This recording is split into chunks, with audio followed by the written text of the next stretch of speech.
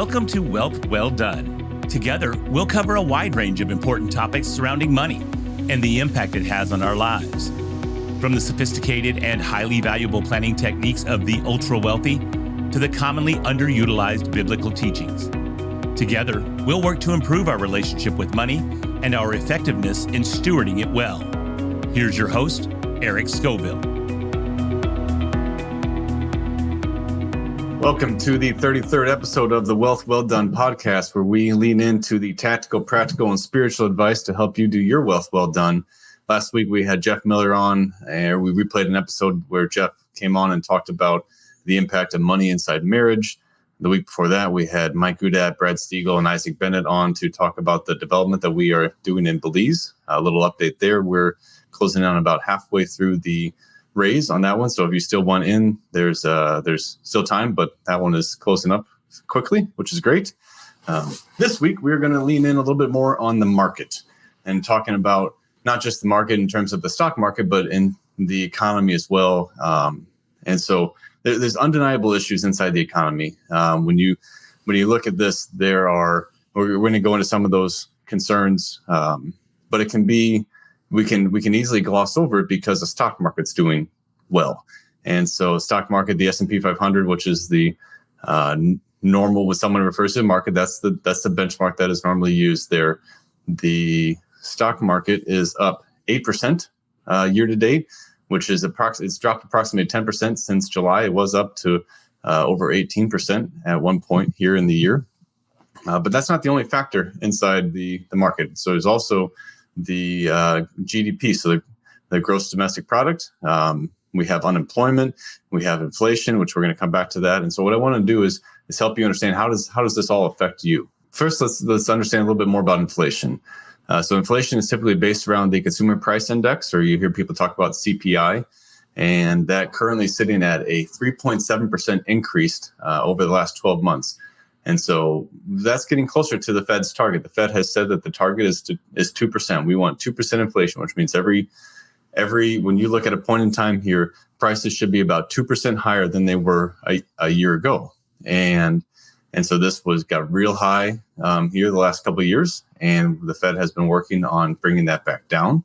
That's why they've been raising interest rates as a means of slowing down the economy and therefore pulling some money out of the economy to drive inflation back down.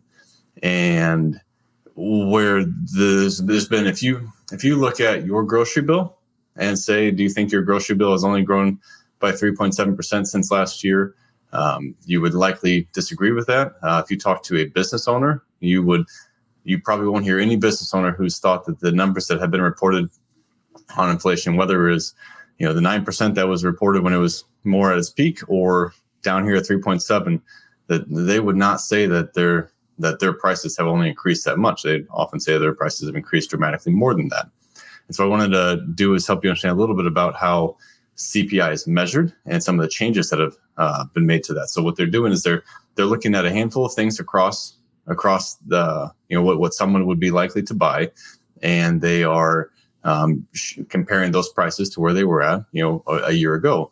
And with some key changes though that make this number more misleading now than it used to be is they might do product substitution. So if they were to look at a cake and say, a cake costs blank amount, I'll just use fake numbers. A cake costs $20 today, and a year ago, a cake only cost $15. So that's a significant amount of inflation there.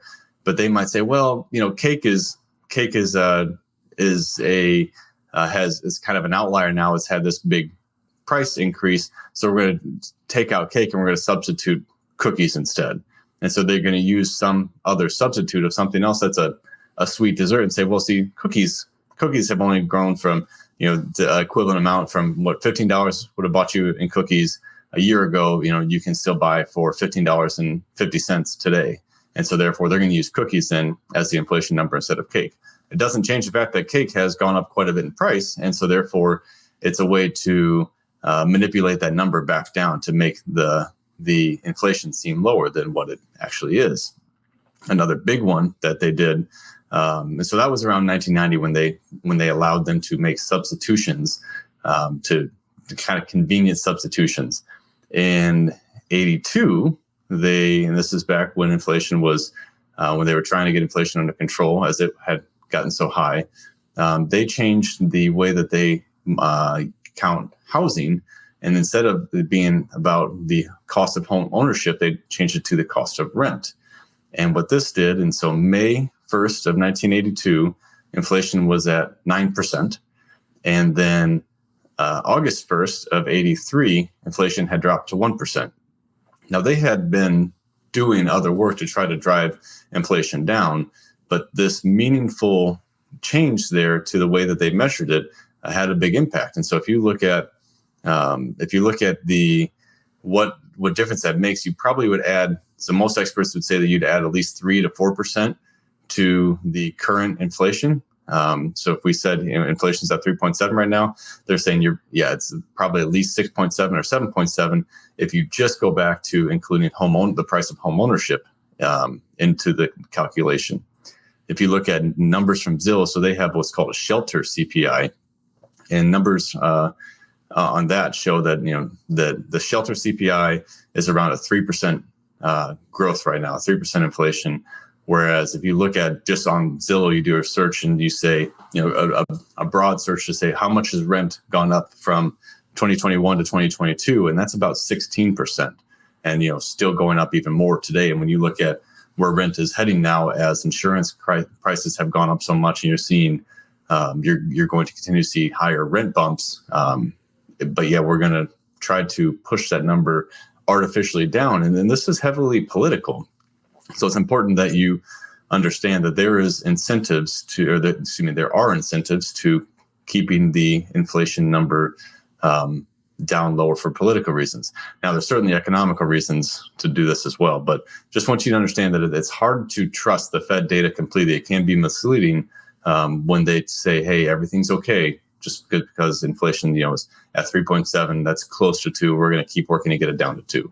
That does not necessarily mean everything's okay. Historically, you'd say a high inflation rate is 5%. What you'll start hearing more people talk about is hyperinflation. Now, hyperinflation is when you get in excess of 50% per month. And that sounds crazy, but in not too distant past here, we have had Brazil, China, Germany, France, Argentina, Yugoslavia, Hungary, Zimbabwe have all felt the effects of hyperinflation. In Germany in 1920, so after World War I here, Germany had a 30,000% inflation here. Actually, so I guess that was in 1923. Germany had a hyperinflation of 30,000%. And it resulted from the challenges that came from the losses and reparations from World War I. And then the government had to print money to fund these welfare programs. If you know any country who's doing that today, maybe that rings a bell. Other countries around there started having economic crashes as well.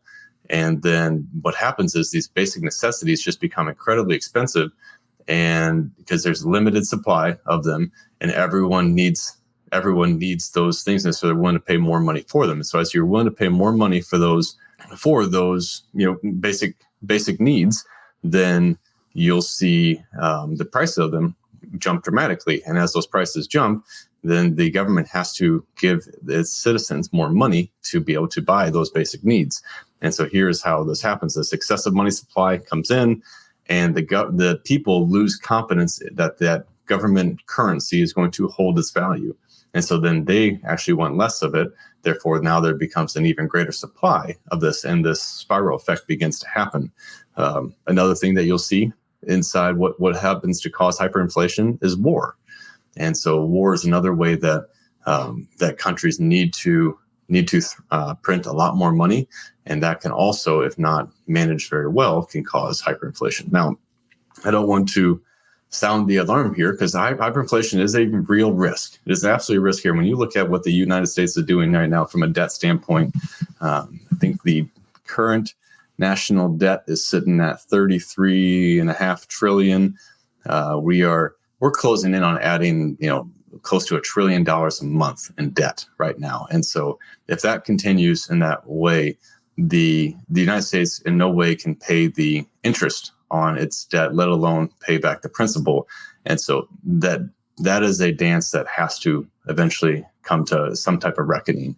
And what that looks like is there's a wide range of possibilities there. And anyone who tries to pretend like they've got that all mapped out, I would caution you to not hold too tight to that. I certainly won't pretend to feel like I've got that figured out here. But we're going to talk a little bit more about kind of how this ripple effect may translate to other things on a global economic scale, and then what that looks like for you. So hyperinflation is real. It is something that we should be aware of, and it's certainly something that the Fed, and then there are very, very intelligent people who are making decisions. Oftentimes, the decisions that are being forced to be made politically cause some reasoning to go out the window. But the idea being, if we can, we are in better shape. We have better economic models. We have better policies in place than these other countries have had in the past to protect ourselves from hyperinflation. But at that point, we are increasing our risk for going there. And what could happen is if you see a bank run, kind of like what happened with Silicon Valley Bank, that can happen in other banks here, in other big banks. And there are talks of Bank of America having significant unrealized losses on their balance sheet. And if people started to pull their cash out of Bank of America, then they could cause that to collapse. And so from that standpoint, we just need to be aware of, we are in a fragile economy. Now, it's probably still the most stable, but even still, as the superpower that the United States is, we have made our economy much more fragile than I think what most people feel it is. So when we look at reserve currencies in the history of it, so when you're talking about, we're talking about the stock market, we often say as financial advisors, we're taught to say, hey, you buy and hold. All right. You look at history, and history shows you that the stock market always comes back. It took a significant drop in the Great Depression. It came back. It took a significant drop in the 80s. It comes back. It takes a significant drop, here in the tech, the dot-com bust, that took a significant drop in the real estate housing crash, and it's come back. Just recently here with COVID. So you just buy and you don't sell when the market's going down, and you just hang on, and it comes back. And when it comes, after it goes through its cycle and it comes back, it normally, I think the number was after a recession, that the average is another 164% of growth from there.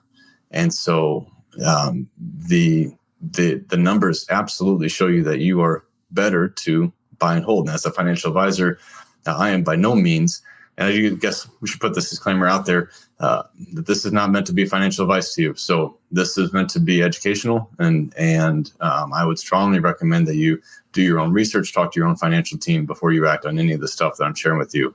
Not meaning to sound the alarm, but really meaning to help educate all the listeners here. So as a financial advisor, I'm trained to tell people to just ignore the noise of the market and just look at history. And history says that everything's gonna be okay. Just buy in the market, have a diversified group of investments, and just wait for the market to do its thing, and it'll bring your money back. And that has proven itself here, since the Depression. No doubt that the market has shown that it's got the resiliency to handle that. The problem is we're only looking at a brief snapshot in history. And so if we go out a little bit further, well, the United States hasn't always been the world's reserve currency.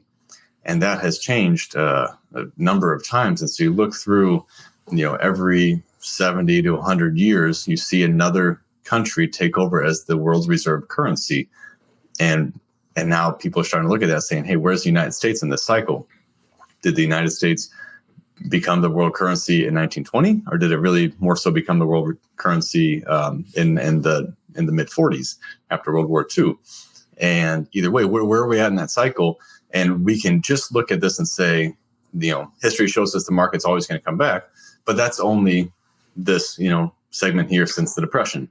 But if we go back before then, we don't have as good of data, obviously, before then. We don't have as good of market analysis, but we can also look at that and say history on a deeper scale shows us that civilizations that, world superpowers don't last.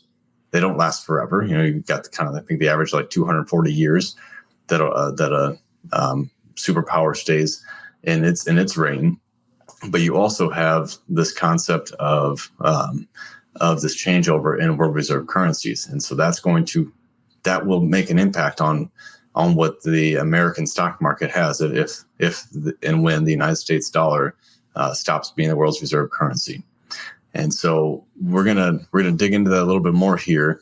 It's important to kind of understand what's going on in the world. So when you look at Russia, China, India, and some of these other Middle Eastern countries, they're transacting oil trades outside of the U.S. dollar. And so Europe has used the euro heavily for a number of years, but now you're seeing these major countries and and one of the major reasons that all these other countries have U.S. dollars and have so many of them in reserve is for purchasing oil. And so now the biggest producers and consumers of oil in the world are starting to look at this and saying they're going to transact their trades outside of the U.S. dollar.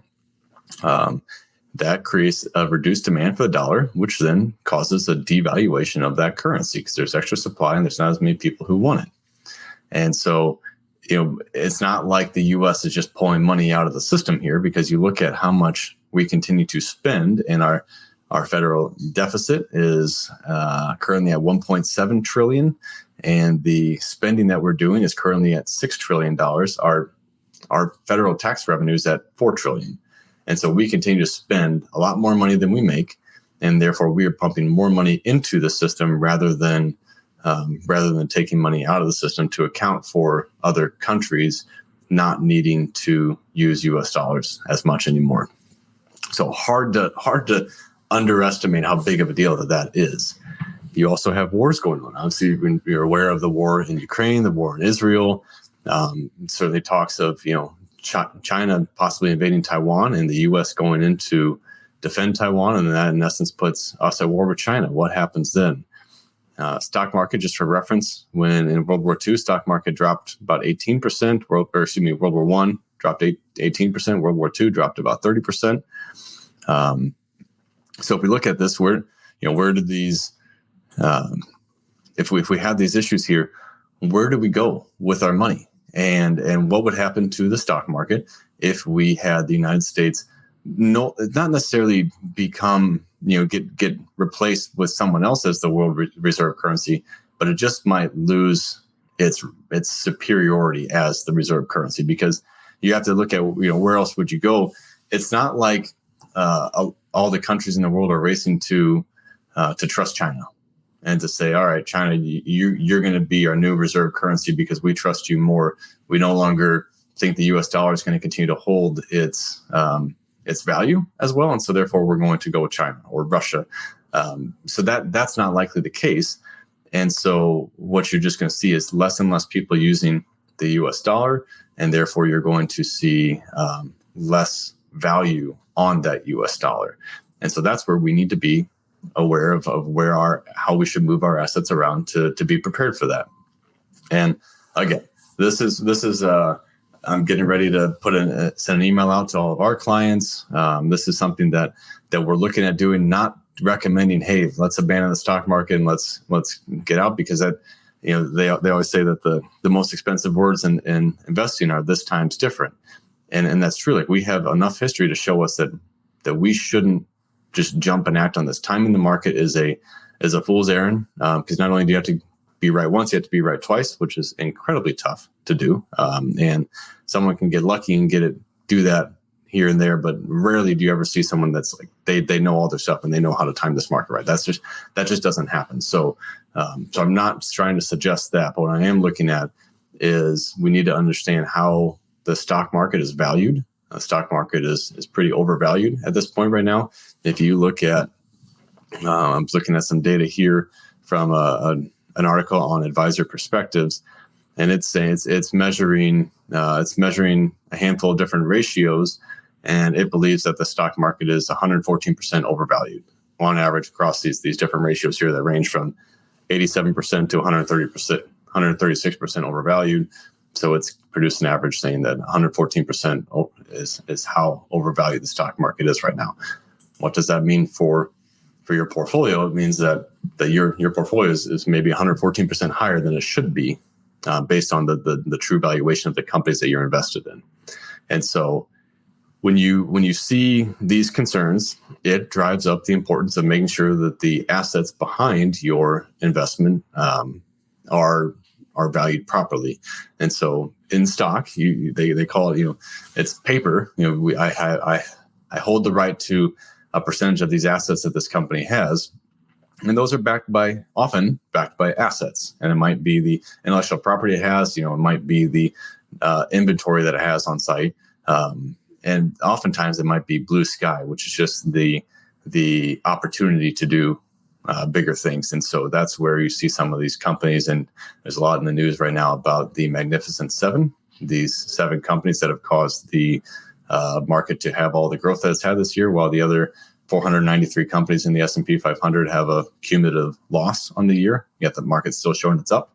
And so those companies have been seeing their values, in essence, let's say, hyperinflated. So you look at real estate. Real estate needs to be purchased at a good price. Commodities like oil, the world still needs that. Precious metals, this could be gold, silver, palladium, platinum. U.S. treasuries is something we'll talk about here a little bit. We're also looking in our portfolios of military stocks, and because we talked about the world is looking at more military activity continuing to happen here. So just a few notes on each of these here. Inside real estate, like we just got done talking about Belize, and it's just critically important. Real estate can be a fantastic investment, but you have to be bought at a good price. As Isaac Bennett always says, basis is forever. And so what that means is that purchase price you have, that you acquire that asset, that will always last. So if you pay too much for a piece of real estate, just like if you go and buy Apple stock right now, and if you pay significantly more than what it's worth, then it's going to be really hard for you to ever make money on that investment. But people need places to live. They're not making more land. So real estate certainly is a great way to hedge against the if the United States dollar continue to lose its value. We talked a little bit about commodities, and so oil. I'm just going to talk about oil. There's a lot of other commodities in there, but just for oil, there's so much that's being made about green energy, but we are a long, long, long way away from displacing oil as a major need for our world. And so I think oil is going to be here for a long time. I don't think we're going to see oil no longer necessary in my lifetime. But anyway, so commodity like oil, well, the world still needs oil to run. So even if we start to see the dollar start to lose its value, we would still see oil. Oil would just have some new value assigned to it, but it's going to continue to be necessary for the world to continue to run.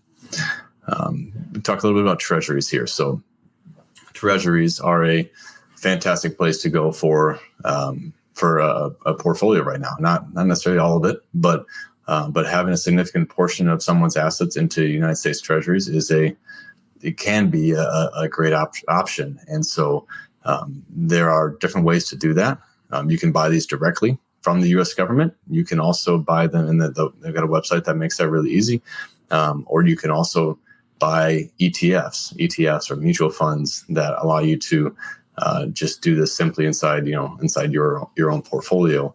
And treasuries, you can buy these from very short time durations, or so 30 days, and you can buy them up to 30 years. And so this acts very similar to a bond, where you make your investment and then they tell you what type of rate you're going to get, what type of, they call it a coupon rate, what you're going to get in exchange for lending them their money, whether it's for 30 days or 2 years or 10 years or 20 years, whatever length of duration you choose, they're going to assign a value to that.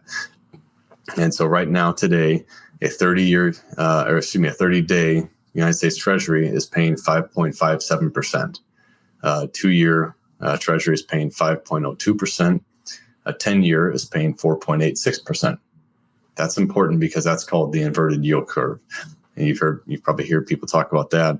When the 2-year treasury is paying you more than a 10-year treasury, that doesn't make sense because it's saying normally you should get paid more to have your money locked up for 10 years than you would only have it locked up for 2 years. And so when they have those backwards, that's called an inverted yield curve, where you're actually getting paid more to, in this case, to have your money locked up for 30 days, you're getting paid more now, on a 30-day schedule, you're getting paid more than you would over 10 years. And so from that standpoint, this is the inverted yield curve.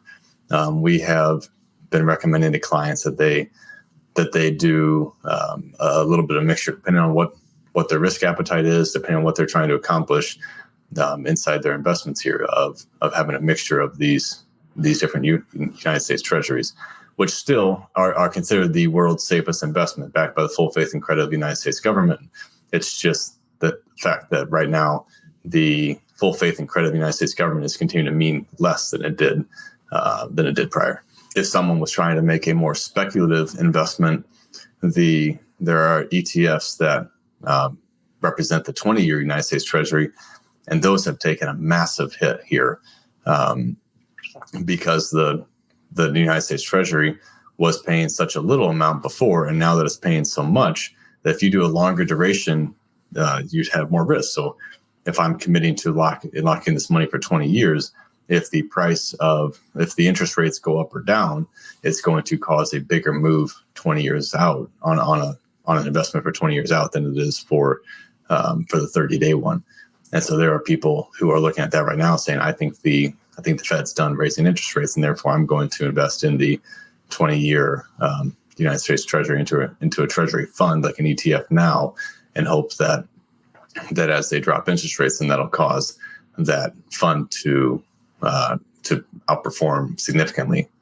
And so again, that's a lot of speculation there. Everyone's trying to guess, what the Fed's going to say next in terms of interest rates. And so you need to be well aware of the risk that you're taking on before you proceed with that. But it's certainly something that is a strategy people are looking at. We are recommending a heavier leaning toward the short term United States Treasuries, but there's a place for a longer term fund. It just depends on the time horizon and the risk tolerance that the investor has.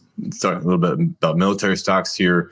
Just this idea you can go and buy stocks. Lockheed Martin, who is going to when the United States issues out additional military contracts, that they're going to be a big beneficiary of that. Or you can buy, again, a mutual fund or an ETF that's a collection of a handful of those different companies.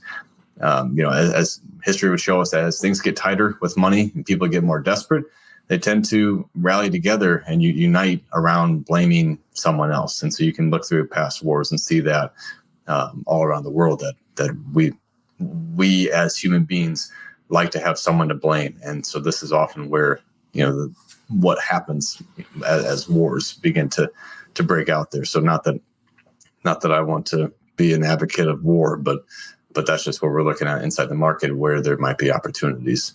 And so we're gonna talk focusing on gold here just for sake of time, but you could do this to other precious metals like we described before. There's all sorts of advice out there, from the tinfoil hat wearers to incredibly sophisticated and experienced experts in the gold trading industry. Gold has been a store of value for thousands of years. It has a way longer track record than the United States dollar does, that's for sure. And so if the United States continues to fall out of favor, and people around the world, whether United States citizens that hold U.S. debt or other countries that hold U.S. debt, as they continue to lose their trust that the United States is going to do a good job of keeping the value of their dollar, then that's when you'll start to see other assets start to rise, because they have to put their money somewhere. And so there's just, like I said, there's just not a really great alternative. There's not another country that presents a stability that the United States has. And so therefore, you probably see more people point back to gold. And there's talk of this, maybe Bitcoin gains some share there, but I doubt it's ready to assume control as a one world currency, like the Bible does talk about. So how to buy gold? You can buy gold bullion. You can buy gold coins. Those, when you do that, you have to be very careful of transaction fees, because it's if I have a U.S. dollar, I can go buy something from you or from anyone else with that dollar, and there's not a transaction fee for that unless you're using a credit card. But with gold, it's not as easily. The transactions aren't as easy and efficient, and so therefore there is a premium for that. So if you wanted to start making your payments, for everything in gold coins right now, you're going to find that you're overpaying for stuff because it's not easy enough for the vendor, the person that you're contracting with, to take that gold and get US dollars out of it. But there are also ETFs or mutual funds, again, that allow you to that tie directly to gold bullion. There are companies that are do gold mining that are grouped together, and you can invest into those as well. And so, and having some exposure to precious metals is always part of a kind of a standard portfolio. But I would just encourage you to do some more research into that now. That's certainly what we're doing. We are continuing to do more research into that, and having these conversations with clients to just decide, do they want to increase their exposure to precious metals right now, or to U.S. treasuries, or to other good real estate, and just where do we want our exposures? How do we want to set ourselves up from a risk standpoint with the economic uncertainty that we do have right now? So with that, I hope that's helpful. That it's a little bit intentionally vague to make sure I'm not giving direct investment advice to someone, but you're certainly welcome to reach out to us, or reach out to your financial advisor and just ask some more questions, but learn a little bit more about inflation, what inflation really is, learn a little bit more about the risks that we have with all the debt that we continue to take on as a country, and what the downstream repercussions of that are, and then figure out how you want to be positioned in these next few years here as things continue to unfold.